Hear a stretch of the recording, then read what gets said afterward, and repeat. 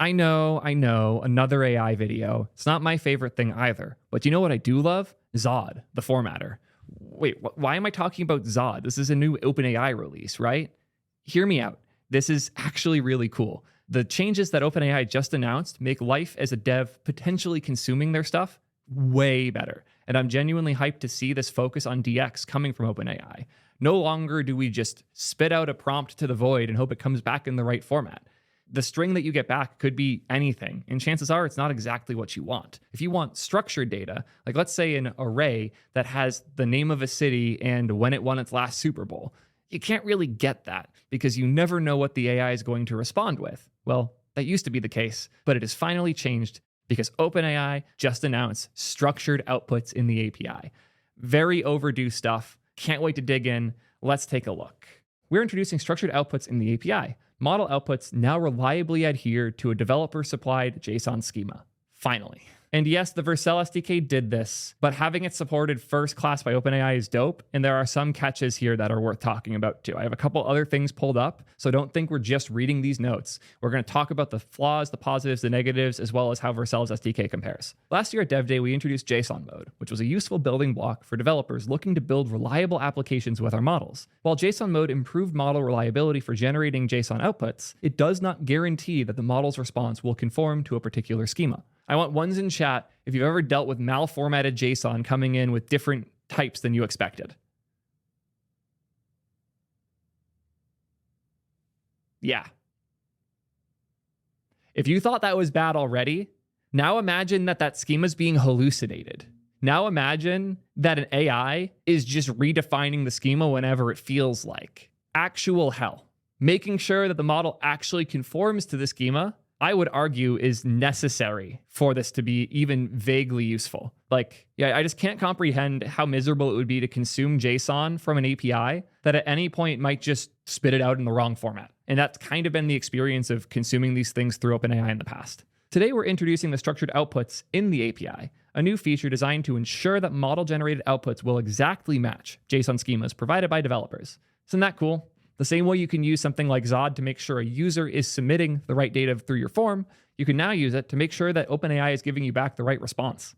Generating structured data from unstructured inputs is one of the core use cases for AI in today's apps. Developers use the OpenAI API to build powerful assistants that have the ability to fetch data and answer questions with function calling, extract structured data for data entry, and build multi-step agentic workflows that allow LLMs to take actions. I swear some of these words are just made up on the fly. Developers have long been working around the limitations of LLMs in this area via open source tooling, prompting, and retrying requests repeatedly to ensure the model outputs match the format needed to interoperate with their systems. This is painful but hilarious to me. The thought that you might redo the query over and over again, hoping that eventually you get a response that fits the format. The non-deterministic nature of these things is painful. And I actually don't think AI wrote the blog. Most of the OpenAI blog posts are actually really good, to the point where they could not have been written by AI, which is funny because they're the company building the thing that half of blog posts are now written by.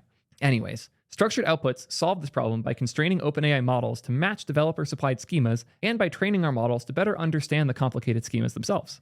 On our evaluation of complex JSON schemas following our new model, GPT-4o 2024-0806, kind of crazy they made a new model just to push this new feature. Their structured outputs now score a perfect 100. The previous version scored less than 40% for actually following the structure for the outputs.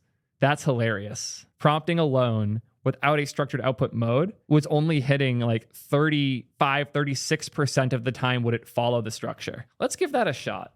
Want to come with a good question to ask for an example. List all of the movies George Lucas directed as a JSON response. Do not include anything in the response that isn't part of the JSON, as I intend to parse the response directly. The format of the JSON should be the following. Movies. I should put these in strings just to make it less likely it's dumb and wrong. Movie name, string, movie release, year, number. I'm just going to do release year and name, make it a bit easier for it. So here I am telling it to list all of George Lucas's movies as a JSON response and follow this format. Let's see how well it does. Look at that. It actually got it somewhat right. That's cool. We hit that 40%. And yeah, I did sneak in a trailing comma. Thankfully, it got that right. Now do the same for all of Spike Jonze movies. Yeah, not the worst. It was for GPT-4, not 4.0. Let's try the GPT-4 version, see how that works. And I'll also try Claude quick, because I'm curious. Make a new ChatGPT-4 request. It still got it right, but it didn't put in a code block, which is kind of funny. Let's try Claude. They also forgot to put it in a code block, which is funny. But at least they got it right, and they responded much faster. It's better without code block, technically, because you would have to pull it out of the markdown. Yeah, not wrong. Let's keep reading, though, because I didn't manage to break it with that really simple example, but I am sure if you got more complex, it would break quickly. Their numbers themselves even say it would. But apparently, the new structured outputs is hitting 100%. Yeah, I have to scroll this over. They hit 100% with structured outputs. If you say don't put extra stuff in, the code block's incorrect. Yeah, fair. So how do we use the structured outputs? First, you make a function call. Structured outputs via tools is available by setting strict true with your function definition. This feature works with all models that support tools, including all models GPT-4o, 613, and 3.5 Turbo, and later. When structured outputs are enabled, model outputs will match the supplied tool definition. Okay, this is actually an interesting one. This is a complex like table response where you have a table name, columns, and then a bunch of conditions. And each condition has a column, an operator, and a value. And we can actually see the formatting here for that. Yeah, parameter, type object, table name, type string, enum orders, column, type array, items, type string, enum, so it has to be one of these. And then conditions is an array, but the item in it is an object that has these properties. It has a column, which is a string, an operator, which is a string, but it has to be one of these strings, and a value, which could be any of the following. It could be a string, a number, or its own object that has its own stuff here too. Then order by, which is again enummed. That all makes sense. Yeah. Somebody asked, how much do we want to bet they're just rerunning your query until the response actually conforms? That's a great question. I've seen an interesting theory here, though, from Kevin Yang on Twitter. There was some research published, a study on the impact of format restrictions on performance of large language models.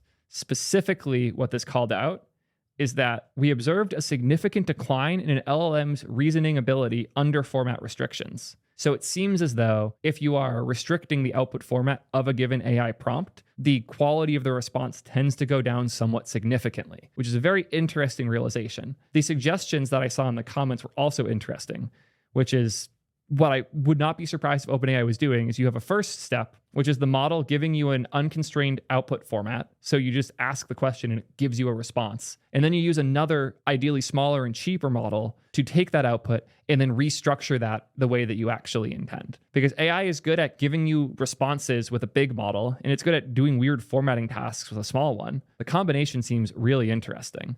This post is from January of this year that showcases what they mean. So you do the input into a black box LLM, you get the results, you then pass it to another model, like an open LLM.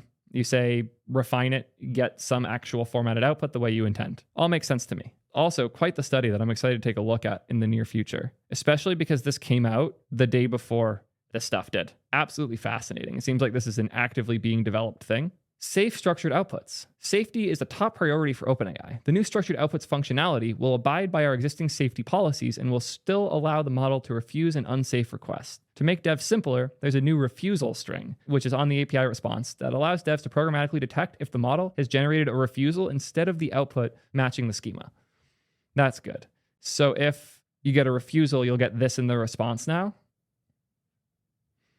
I feel like that should probably be higher up, but yeah, I'm curious. They've also put out SDK support natively within their SDKs. Their Python and Node SDKs have been updated with native support for structured outputs. This is where things get fun, because you can use a Zod object as your definition. I think that's awesome. What's happening here that's really exciting to me is it feels like OpenAI is embracing the TypeScript ecosystem for the first time. It's no longer just a blind API that you throw a fetch request to and get something back. The SDK now is considerate of things in our ecosystem like Zod. Really exciting stuff. It's cool to see them embracing that instead of making their own thing or requiring you to write this whole mess.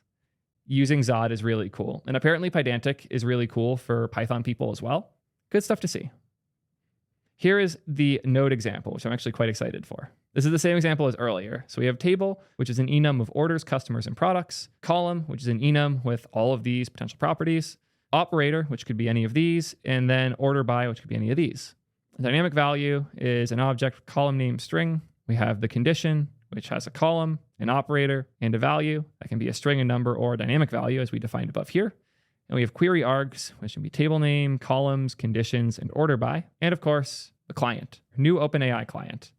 So as long as you are familiar enough with Zod to write a good schema like that, you can now pass it straight to OpenAI. Tools, Zod function, which I'm assuming they're importing from their stuff. Do they show the imports here? Yeah. Zod function from OpenAI helpers Zod. How cool is it that Zod is now part of the OpenAI SDK? How far we have come. Zod was the genesis of so many cool things, including TRPC as we now know it. And seeing the history of Zod going from the weird alternative type-safe formatter to the basis of a whole new way of building APIs to now being part of the company changing how we interface with software.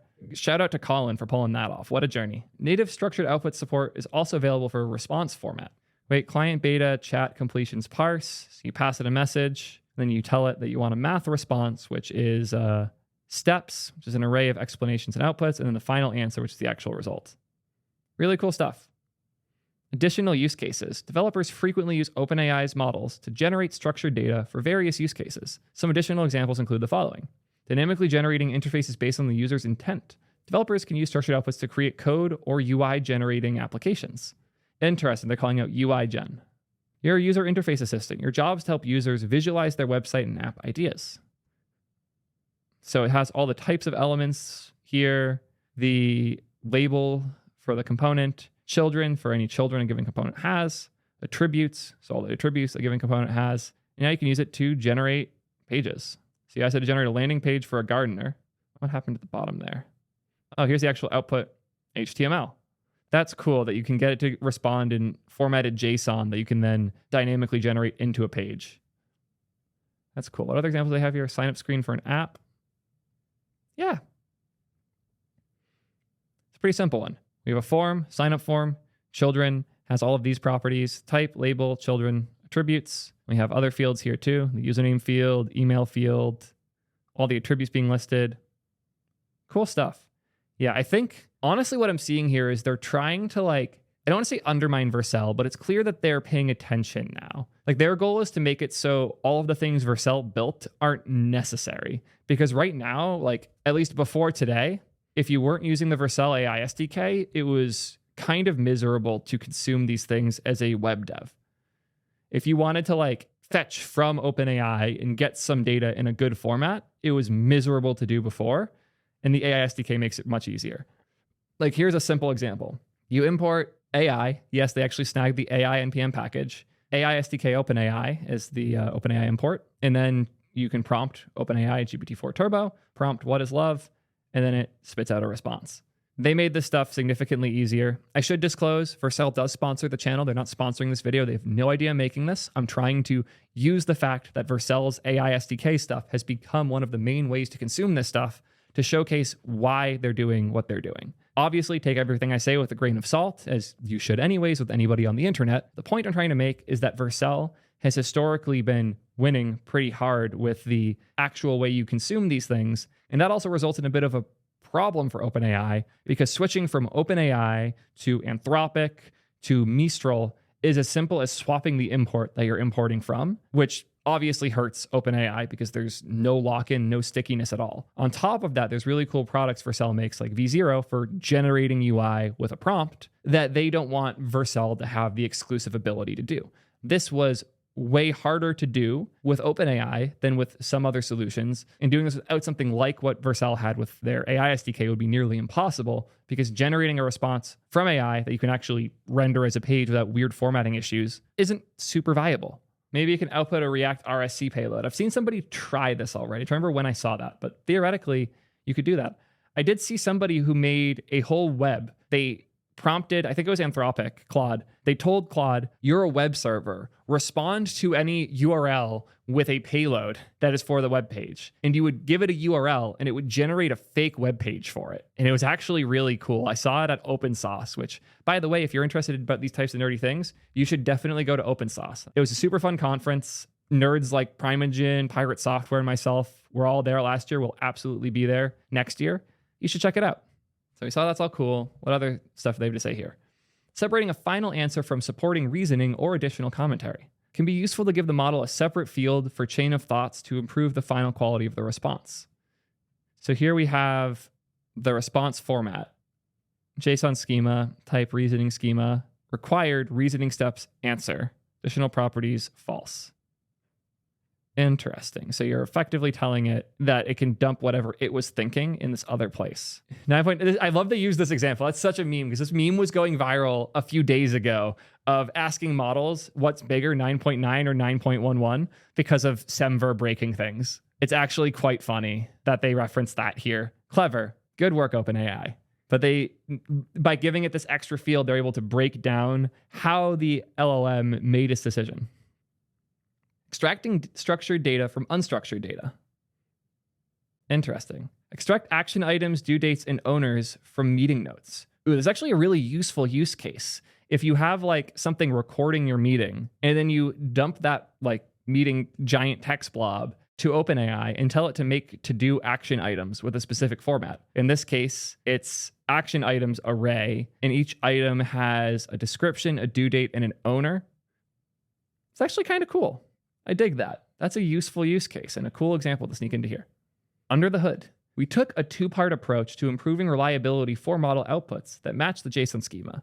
First, we trained our new model, which is the GPT-4o 0806 version, to understand complicated schemas and how to best produce outputs that match them. However, model behavior is inherently non-deterministic. Is this why I'm so iffy on AI?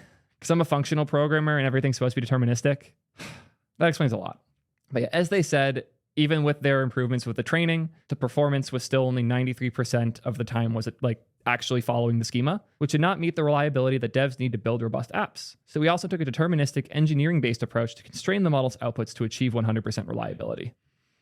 Yeah, feels necessary. Our approach is based on a technique known as constrained sampling or constrained decoding. By default, when models are sampled to produce outputs, they're entirely unconstrained and can select any token from the vocabulary as the next output. This flexibility is what allows models to make mistakes. For example, they are generally free to sample a curly brace token at any time, even when that would not produce valid JSON. In order to force valid outputs, we constrain our models to only tokens that would be valid according to the supplied schema, rather than all available tokens. Interesting. So they're actually restricting which options the AI has. If you again think of, I know people get mad when I say this, but if you think of AI like autocomplete, where you have a bunch of words you typed and it's guessing what the next word is, most likely based on the history of all the words they ever trained on. That's effectively what they're doing here, but they're restricting what words are allowed next. So like if you're starting to define one of the keys in the object, like let's say we're defining prop value type number. So we're in this value prop. Then as we start typing a number, its options for what it can do are only numbers and space until it does the space. Then the only option it has is a close bracket. And I like that idea and that framing of doing it is once you enter the number and you're actually starting to get that response from the AI, it can only give you numbers or a space instead of having all options available. That way it can force the valid outputs. Oh, they actually describe basically this. The tokens that are valid at the beginning of the output include things like bracket, bracket open string, bracket /n, etc. Once the model's already sampled val, then bracket is no longer a valid token. Yeah, because once you're starting to type the value, the bracket would break the formatting. Thus, we need to implement dynamic constrained decoding and determine which tokens are valid after each token is generated, rather than upfront at the beginning of the response. Very different. I don't know if other models are doing this way or not, but it's cool that they're detailing how. Like, I know OpenAI is not actually open or open source, but they are very transparent about how they do these things. They've published so much research for anybody to use however they want. The reason there are so many LLMs that are as good, if not better, than OpenAI now is because their research is all public and people can copy it and do their own things with it. We convert the supplied JSON schema into a context-free grammar, a CFG. A grammar is a set of rules that define a language, and a context-free grammar is a grammar that conforms to specific rules. You can think of JSON and JSON schemas as particular languages with rules to define what is valid within the language. Hear that, Prime? Not only is HTML a language, JSON's a language now. Sorry, OpenAI said so. JSON's a language. Just as it's not valid in English to have a sentence with no verb, it's not valid in JSON to have a trailing comma. Thus, for each JSON schema, we compute a grammar that represents that schema and pre-process its components to make it easily accessible during model sampling. This is why the first request with a new schema incurs a latency penalty. We must pre-process the schema to generate this artifact that we can use efficiently during sampling. While sampling, our inference engine will determine which tokens are valid based on previous and next inputs. Cool. We use the list of tokens to mask the next sampling step, which effectively lowers the probability of invalid tokens to 0. Because we've pre-processed the schema, we can use a cached data structure to do this efficiently with minimal latency overhead. Other solutions are using state machines or regexes implemented with state machines for constrained decoding. They function similarly in that they dynamically update which tokens are valid after each token's produced, but they have differences from the CFG approach. Notably, CFGs can express a broader class of languages than FSMs. In practice, this doesn't matter for very simple schemas like the value schema shown above, where it's literally just value type number. But once you have more complex nested things, I'm sure that a regex falls apart. If you ever tried to do a nested regex, you understand. Yeah, FSMs cannot generate expressively recursive types, as I said, nested, which means FSM-based approaches may struggle to match parentheses and deeply nested JSON. This is a schema that would not be possible to express in a finite state machine. Cool. So we have type object properties, type string, label. So we have type, label, and children could be yet another parent, and you could nest it indefinitely. Note that each UI element can have arbitrary children which reference the root schema recursively. This flexibility is not something the CFG approach affords. To be fair, JSON sucks at this too, but I get it. Here are their limitations. Only a subset of JSON is supported, detailed in their docs. Here are all their supported types. I don't know which ones are missing. Oh, some types not supported yet. Okay, so this is for the actual like JSON schema validation language, not just JSON. And apparently strings, you can't use any of these formats like min length, max length, or pattern or format. For numbers, you can't use minimum, maximum, multiple of. That's kind of weird. You can't use min and max in numbers. Arrays, min and max. It seems like AI sucks at counting in general. So minimums, maximums, comparisons, counting the amount of occurrences of a thing in a word. It struggles. What do I mean by that? Let's do a new ChatGPT. Can I do 3.5 still, or do I have to do 4? I think I have to do 4 now. That's fine. How many times does the letter A occur in JavaScript? No, you got it right. Who is the best full stack web dev YouTuber? Okay, it seems to be struggling. Clearly, this is trained on old data. So we're going to switch to ChatGPT 4.0 and try once more. Yeah, ran it again on ChatGPT 4.0. Clearly, it's on better data now. And as ChatGPT said, you need to subscribe to me. So if you haven't yet, hit that subscribe button. Doesn't cost anything. I want to read more about the limitations and restrictions here, though. Apparently, the first API response with a new schema will incur additional latency, but subsequent responses will be fast because they're creating that CFG, the actual thing they use to format stuff correctly. They're building that based on your schema. Apparently it takes up to 10 seconds to process the first time, but complex ones can take up to a minute. But then it's processed that, it's created that CFG, and it can apply that to future queries, which is nice. Model can fail to follow the schema if the model chooses to refuse an unsafe request. If it refuses, the return message will have a refusal boolean set to true to indicate this. I still wish they would do this like slightly higher up, but I'm happy they did.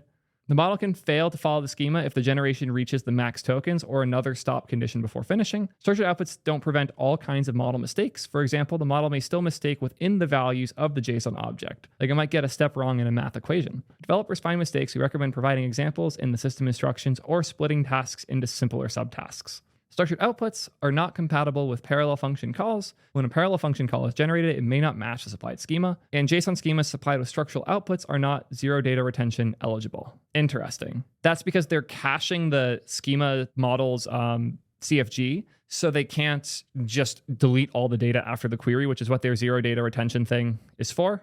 Enterprises that can't have their data stored by a third party like OpenAI, you can't use the schemas in that. Good to know. By switching to the new model, developers can save 50% on inputs. It's $2.50 per million input tokens and 33% on outputs. It's $10 per million outputs compared to the previous model. Good stuff. Kind of hype. That's hilarious, Sebastian. Prompt it with Zod schema z.literal Theo so it can only respond with me. Great idea. 10 out of 10. Speaking of Sebastian, by the way, he made a really cool point here, which is that Vercel's AI SDK update today continues to keep pushing them ahead. With the 3.3 SDK, they added tracing with Datadog, Axiom, Sentry, and more, multimodal file attachments with use chat, stream object generation with use object, and JSON for tools, structured object generation, and more. I want to take a quick look at the object stuff here. Multimodal file attachments. I wonder how much better or worse this is than upload thing. I might have to take a look because I know our DX is best in class, but if this is where Vercel is actually putting effort into doing drag and drop for files, I have to jump on that. Input type file on change. No, their hook doesn't do any of the fun stuff. You got to handle all that yourself still. Yeah, the use state here to collect the files, and then the submit, you have to experimental attachment the files. So they haven't solved that problem for you. URLs, attachments. Oh, that's dope. That means you can use upload thing with this. So you could use upload thing, collect the URLs for what the user uploaded, and then dump those here. That's actually really nice. That's actually really nice. They just made it really easy. Fuck. After this, I'm going to, either tonight or next week, I'm going to build an example using this now because it's actually really cool. See if we use object hook. When you use object, you can stream structured object generation directly to the client. See the code. Interesting. We have the expense schema as an expense, which is an object, category, the Z string, describe, category of the expense, allowed options. Interesting. Describe is being used as part of the prompt. And then when you pass this, oh, look, they're actually using Anthropic for this. They're not even using OpenAI, which is funny. You categorize expenses into one of the following categories: travels, meals, entertainment, office supplies, other. Or the current date is this. When no data is supplied, use the current date. Please categorize the following expenses. And here we dump the expenses from wherever the hell we got those from. You actually post to this endpoint with that. And then prompt, categorize, schema, the expense schema on finish. That's actually really cool to describe in the schema like this what you actually expect each field to be. Instead of like enforcing a format through Zod, you're describing the format using the describe keyword, and then it's parsed out by Vercel and then sent to the input SDK with Anthropic and then formatted to guarantee you actually meet that formatting once it comes out. And you can just stream the result at the end here. Finally, you consume the expense stream on a client page. While the expense is streaming, we preview the partial expense. And once the generation is finished, we append it to the list of expenses. So here we can show if is loading an object expense, then we can show the expense view with that temp object.expense, which comes from here. But on finish, we actually set the state to have the new value. Oh no, there is a race condition here though. If you were to submit again and the second submission was to complete faster than the first submission, then the first submission might trigger this set expense after the second one does, and then you're seeing the old state. This is why you need to use React Query, boys. So this is actually kind of funny because on one hand, OpenAI successfully caught up to where Vercel was in a lot of ways by introducing the Zod schema stuff. And then Vercel leapfrogged them with all this. This is so cool. The fact that I can describe the formatting like this inside of Zod and then pass that directly to my stream helper and just get the data formatted correctly as a result and also stream that in as a response. Oof, this is so good. This is so good. Yeah, I'll definitely be playing with that later. Thank you, as always, to Sebastian for keeping me up to date on these fun things. Yeah, Vercel announced that convenient way to consume a stream of structured objects in React.